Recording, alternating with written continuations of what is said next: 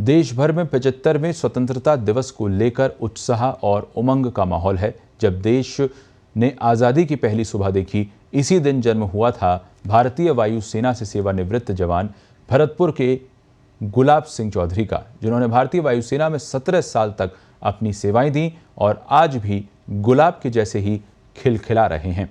उनके सफर को लेकर देखिए हमारी ये खास रिपोर्ट।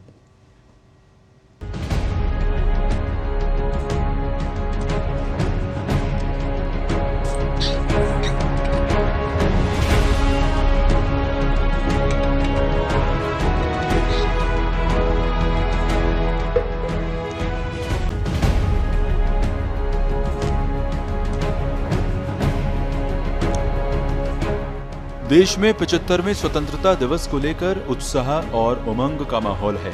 आजादी का अमृत महोत्सव भी मनाया जा रहा है। इस खास मौके पर हम आपको एक ऐसे शख्स की कहानी बता रहे हैं जो 15 अगस्त 1947 को जन्मा और भारतीय वायुसेना में 17 साल तक देश की सेवा की। इस शख्स का नाम है गुलाब सिंह चौधरी। गुलाब सिंह बताते हैं कि उनकी मां कहती थी कि बेटा, जब तुम्हारा जन्म हुआ था तो भरतपुर में 21 तोप की सलामी दी गई थी, क्योंकि उसी दिन देश आजाद हुआ था और उसका जश्न भरतपुर में भी मनाया गया था। आज जब देश आजादी का अमृत महोत्सव मना रहा है तो गुलाब सिंह गुलाब सरीखे खिलखिला रहे हैं। उन्हें इस बात का गर्व है कि वे जब इस धरती पर आए तो देश ने आजादी की पहली सुबह देखी।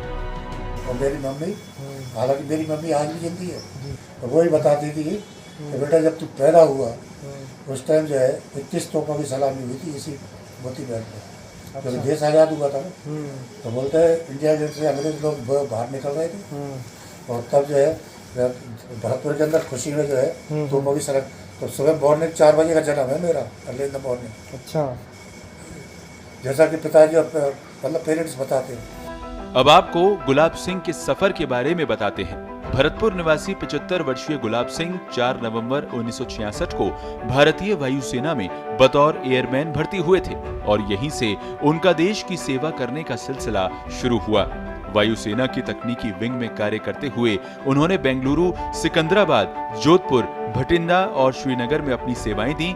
31 दिसंबर 1983 को सार्जेंट पद से सेवानिवृत्त होने के बाद 17 सालों तक पवन हंस हेलीकॉप्टर के लिए कार्य किया।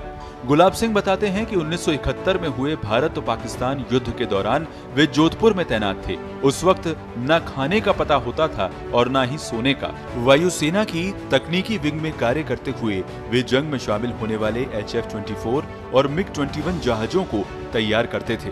युद्ध के दौरान 11 दिसंबर 1971 को सुबह वे एयर स्टेशन पर नाश्ता कर रहे थे, तभी पाकिस्तान के 4 सेवर जेट विमानों ने हमला बोल दिया। इनसे हुई गोलीबारी में उनके सामने ही उनका एक साथी शहीद हो गया था। We were always on the tours। मतलब उस टाइम हमें ये नहीं पता कि हमें कब रोटी मिलेगी, कब खाना मिलेगा, कब नाश्ता मिलेगा। हाँ, कितने घंटे काम करना पड़ता था? बहुत टाइम में देर इज नो लिमिट। और एयरफोर्स में एज ए टेक्निकल स्टाफ के लिए वैसे तो नॉर्मल ड्यूटी 8 घंटे में होती है, लेकिन ऐसा कुछ है हार्ड एंड फास्ट चाहिए। 8 घंटे की ड्यूटी हुई, काम आ गया, आप जाइएगा, खाना खा करके फिर वापस आ जाइए। ब्रेकफास्ट के टाइम में पाकिस्तान के 4 जो है साइबर जेट आ गए।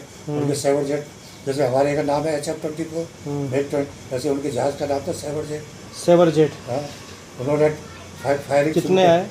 4 आए थे और हम लोग जो उस टाइम नाश्ता कर रहे थे। एकदम जो फायरिंग हुई और एक हमारे मेरे साथी के जो यहाँ से गोली लगी, यहाँ से ऑन द स्पॉट। आपकी आंखों के सामने? और क्या। गुलाब सिंह कई युद्धाभ्यासों में शामिल हुए। वे 1970 से 1980 तक जोधपुर में तैनात रहे थे। गुलाब सिंह बताते हैं कि वायुसेना में उनका काम एयर स्टेशन पर भले ही पर्दे के पीछे का रहता था, लेकिन उनके कामकाज का परिणाम ऊंचे आसमान में देखने को मिलता था। अपने तैयार किए एयरक्राफ्ट में कई बार वे पायलट के साथ परीक्षण के लिए उड़ान पर जाते।